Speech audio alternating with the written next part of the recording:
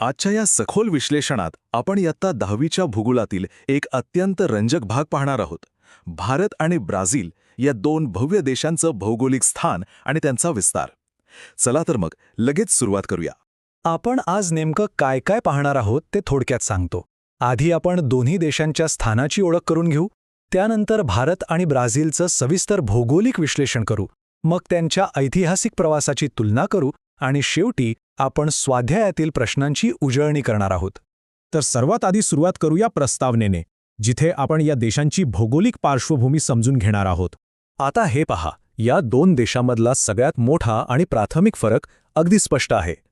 आपला भारत देश आशिया खंडाच्या दक्षिण भागात वसलेला आहे आणि दुसरीकडे ब्राझील हा देश दक्षिण अमेरिका खंडाच्या प्रामुख्याने पूर्व आणि उत्तर भागात स्थित आहे. खंडांमधला हा मोठा फरकच त्यांच्या भौगोलिक आणि सांस्कृतिक विविधतेचा पाया आहे. आता आपण आपल्या देशाकडे म्हणजेच भारताकडे जरा अधिक बारकाईने पाहूया आणि त्याचे गोलार्ध, सीमा आणि अक्षांश रेखांश समजून घेऊया. भारताच्या या स्थानाबद्दल एक खूपच रंजक गोष्ट सांगतो. देशाच्या तिन्ही बाजूंनी पाण्याचा वेढा आहे आणि त्यातही दक्षिणेला असलेला विस्तीर्ण हिंद महासागर. हिंद महासागराच्या अगदी मध्यवर्ती ठिकाणी भारत असल्यामुळे प्राचीन काळापासूनच आपल्या देशाला जागतिक व्यापार आणि सामरिकदृष्ट्या एक वेगळंच प्रचंड मोठं महत्त्व प्राप्त झालं आहे. आता भारताचा विस्तार पहा. भारत पूर्णपणे उत्तर आणि पूर्व गोलार्धात येतो. देशाचा अक्षवृत्तीय विस्तार लक्षात ठेवण्यासाठी एक भन्नाट गणिताची ट्रिक आहे बरं का. हे पहा, 4 दुणे 8 आणि 6 गुणिले 6 36 अधिक 1 37, म्हणजेच 8 अंश 4 मिनिटे उत्तर ते 37 अंश 6 मिनिटे उत्तर. सोपा आहे ना?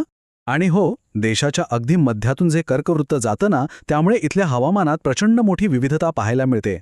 भारताचा पूर्व ते पश्चिम असा विस्तार तसा खूप मोठा आहे, पण तरीही मिर्झापूर जवळून जाणारं 82 अंश 30 मिनिटे पूर्व हे रेखावृत्त आपल्यासाठी अत्यंत कळीचा मुद्दा आहे, कारण याच एका रेखावृत्तावरून संपूर्ण देशाची भारतीय प्रमाणवेळ निश्चित केली जाते. भारताचा अभ्यास तर झाला. आता आपण वळूया ब्राझीलकडे आणि दक्षिण अमेरिकेतील या विशाल देशाची थोडी सफर करूया. ब्राझीलच्या बाबतीत एक गोष्ट आवर्जून लक्षात घेण्यासारखी आहे. त्यांच्या पूर्वेकडे कोणताही शेजारी देश नाही. तिथे फक्त आणि फक्त अथांग दक्षिण अटलांटिक महासागर पसरलेला आहे आणि याच मोक्याच्या स्थानामुळे ब्राझीलला समुद्री व्यापारात एक हाती वर्चस्व मिळालं आहे. अर्थात पश्चिम आणि उत्तरेकडे मात्र त्यांना अनेक देशांच्या सीमा लागून आहेत. ब्राझीलच्या स्थानाबद्दल बोलायचं झालं तर त्यांचा बहुतांश भाग हा दक्षिण गोलार्धात येतो आणि संपूर्ण देश पश्चिम गोलार्धात आहे. उत्तरेकडून विषुववृत्त तर दक्षिणेकडून मकरवृत्त जातं. सगळ्यात आश्चर्याची गोष्ट म्हणजे ब्राझीलचा पूर्व-पश्चिम रेखावृत्तीय विस्तार हा भारतापेक्षाही मोठा आहे आणि म्हणूनच एवढ्या मोठ्या विस्तारामुळे तिथे एकाच वेळेऐवजी एकापेक्षा अधिक प्रमाणवेळा वापरल्या जातात. आहे ना कमाल? भूगोल तर आपण पाहिला, पण आता थोडं इतिहासात डोकावूया. या दोन्ही देशांचा ऐतिहासिक प्रवास कसा वेगळा राहिला आहे याची थोडक्यात तुलना करूया. भारताचा प्रवास खरोखरच थक्क करणारा आहे. 1.5 षटकांच्या ब्रिटिश राजवटीतून 15 ऑगस्ट 1947ला स्वातंत्र्य मिळालं. पण पुढचा रस्ता सोपा नव्हता. सुरुवातीच्या केवळ 20 वर्षातच देशाला 3 मोठी युद्धे आणि भीषण दुष्काळासारख्या संकटांचा सामना करावा लागला. पण या सगळ्यावर मात करत आज आपला भारत 51% तरुण लोकसंख्या असलेला एक वेगाने विकसित होणारा देश बनला आहे. ही आपली अफाट जिद्दच आहे. दुसरीकडे ब्राझीलची गोष्ट जरा वेगळी आहे. त्यांना तब्बल 3 शतकांच्या पोर्तुगीज राजवटीतून 7 सप्टेंबर 1822ला स्वातंत्र्य मिळालं, म्हणजेच भारताच्या खूप आधी. पण त्यांचा पुढचा प्रवासही खडतर होता.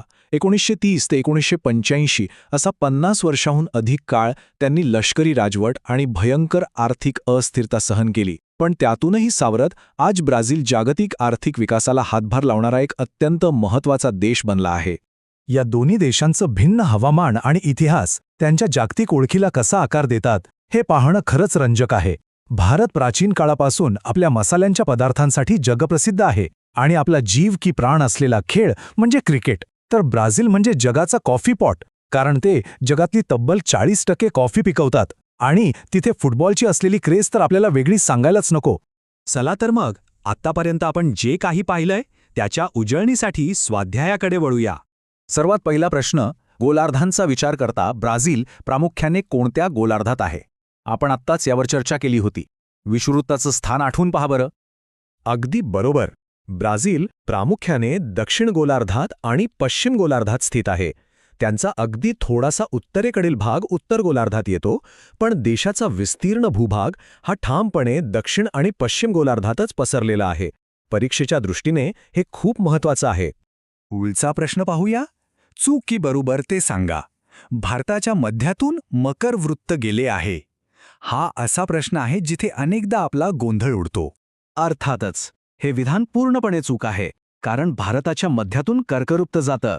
मकरवृत्त हे तर ब्राझीलच्या दक्षिण भागातून जातं, भारतातून नाही. हा छोटासा फरक नेहमी लक्षात ठेवा. आता हा बहुपर्यायी प्रश्न पहा. दक्षिण अमेरिका खंडातील कोणते 2 देश ब्राझीलच्या सीमेलगत नाहीत? पहिला पर्याय अर्जेंटिना आणि बोलिव्हिया, की दुसरा पर्याय चिली आणि इक्वेडोर? यासाठी आपल्याला दक्षिण अमेरिकेचा नकाशा डोळ्यांसमोर आणावा लागेल. याचं अचूक उत्तर आहे पर्याय बी, चिली आणि इक्वेडोर.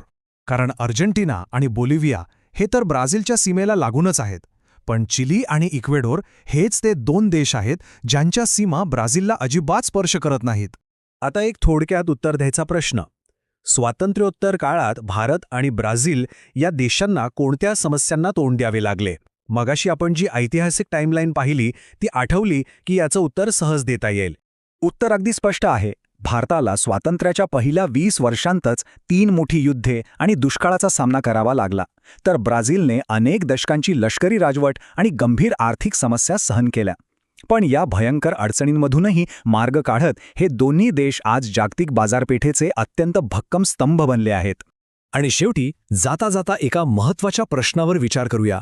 भारत आणि ब्राझीलचं हे भौगोलिक स्थान आगामी शतकात जागतिक अर्थव्यवस्थेला कसा आकार देईल? जरा विचार करा.